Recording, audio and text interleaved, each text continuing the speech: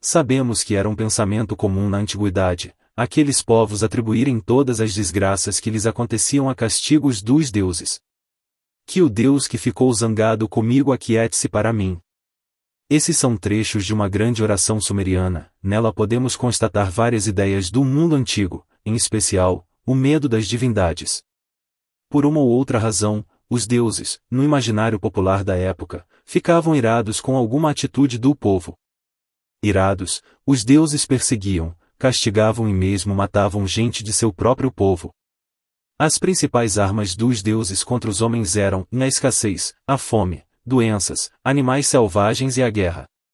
Morrendo alguém por fome, por alguma doença, por ataque de algum animal selvagem e mesmo numa guerra, esses povos achavam que quem estava por trás disso era algum deus.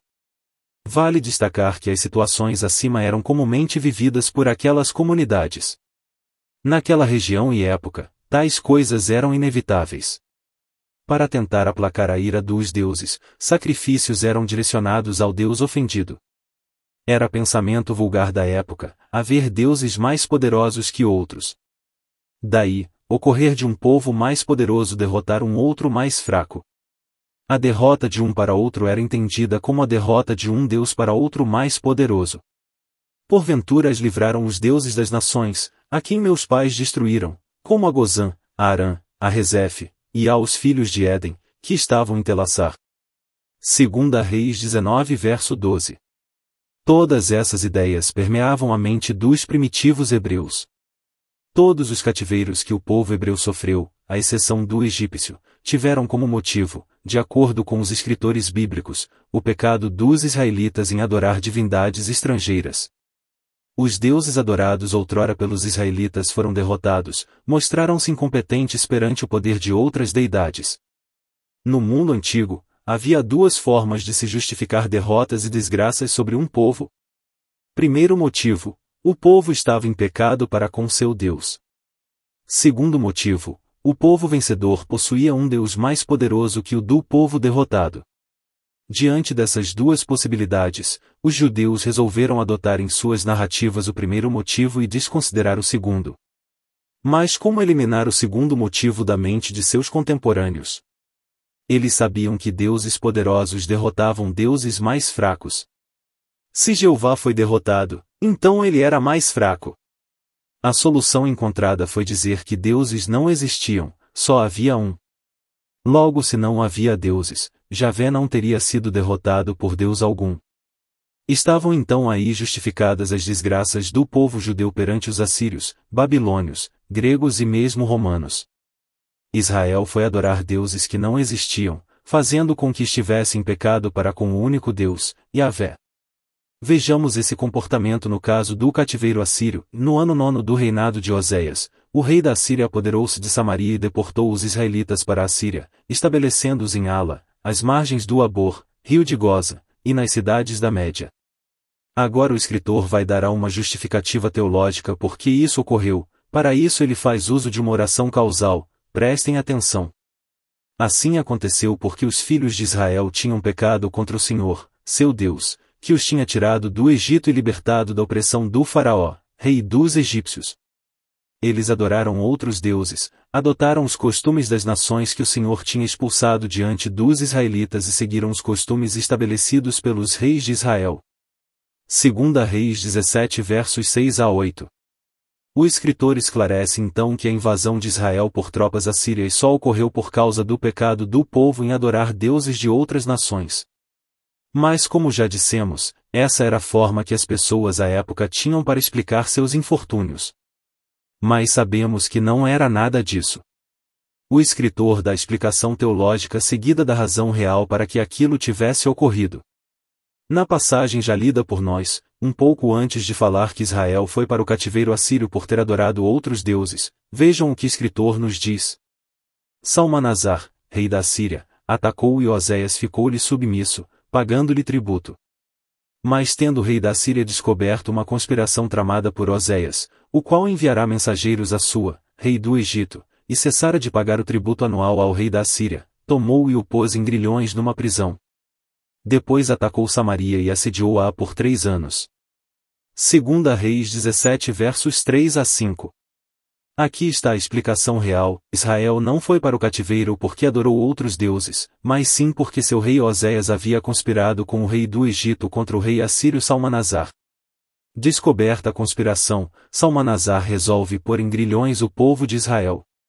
Quer dizer, se Oséias continuasse pagando os tributos à Assíria, nada disso teria acontecido.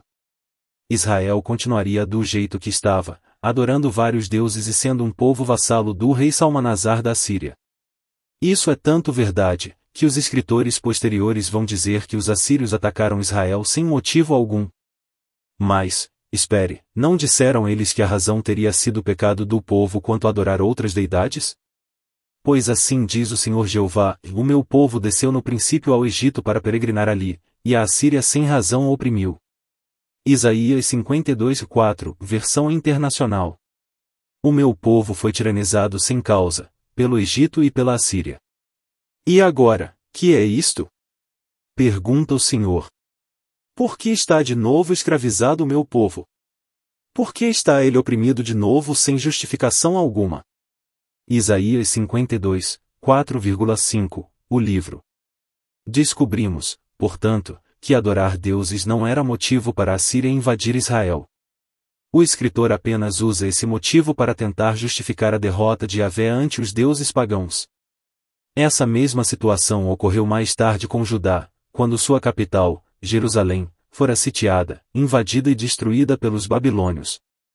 O rei de Judá entrou numa conspiração contra o rei babilônico, Nabucodonosor, porém, do mesmo modo que ocorrerá a Oséias, rei de Israel, em 722 a.C., tal conspiração foi descoberta. Nos seus dias subiu Nabucodonosor, rei de Babilônia, e Jeoiaquim ficou 3 anos seu servo, depois se virou, e se rebelou contra ele. E o Senhor enviou contra ele as tropas dos caldeus, as tropas dos sírios, as tropas dos moabitas e as tropas dos filhos de Amon, e as enviou contra Judá, para o destruir, conforme a palavra do Senhor, que havia falado pelo ministério de seus servos, os profetas. 2 Reis 24 versos 1 e 2. Naquele tempo subiram os servos de Nabucodonosor, rei de Babilônia, a Jerusalém, e a cidade foi cercada. Também veio Nabucodonosor, rei de Babilônia, contra a cidade, quando já os seus servos a estavam sitiando. Então saiu Joaquim, rei de Judá, ao rei de Babilônia, ele, sua mãe, seus servos, seus príncipes e seus oficiais, e o rei de Babilônia o tomou preso, no ano 8º do seu reinado. 2 Reis 24 versos 10 a 12. Então, Nabucodonosor, durante o reinado de Zedequias, faz seu ataque final, sitia e entra em Jerusalém, destrói o templo, mata o rei e conduz para o cativeiro a classe dominante. E transportou a toda a Jerusalém como também a todos os príncipes, e a todos os homens valorosos, 10.000 presos, e a todos os artífices e ferreiros, ninguém ficou senão o povo pobre da terra. Assim transportou Joaquim a Babilônia, como também a mãe do rei, as mulheres do rei, os seus oficiais e os poderosos da terra levou presos de Jerusalém à Babilônia. E todos os homens valentes, até 7.000, e artífices e ferreiros até 1.000, e todos os homens destros na guerra, a estes o rei de Babilônia levou presos para a Babilônia. E o rei de Babilônia estabeleceu a Matanias, seu tio, rei em seu lugar, e lhe mudou o nome para Zedequias. 2 Reis 24 versos 14 a 17. Porque assim sucedeu por causa da ira do Senhor contra Jerusalém, e contra Judá, até os rejeitar de diante da sua presença, e Zedequias se rebelou contra o rei de Babilônia. 2 Reis 24 versos 20. Aos olhos de todos, Jeová teria sido derrotado por Marduque, o deus da Babilônia. E novamente, os escritores judeus usaram do artifício da desobediência de Israel e da ira de Jeová para com seu povo, para justificar o fracasso do Deus que eles adoravam. Mas são muito claras as reais razões por que de Israel sofrer tantos ataques e derrotas ante as potências que se levantavam e passavam a dominar a Palestina. Tudo envolvia questões políticas e econômicas. Havia povos dominantes querendo explorar outros povos mais fracos. Deus algum estava insatisfeito com nada. Não havia nada de Deus. A razão de Deus estar presente nessas explicações era meramente teológica com o intuito de responder naquela época, situações corriqueiras que, a todo momento, ocorriam.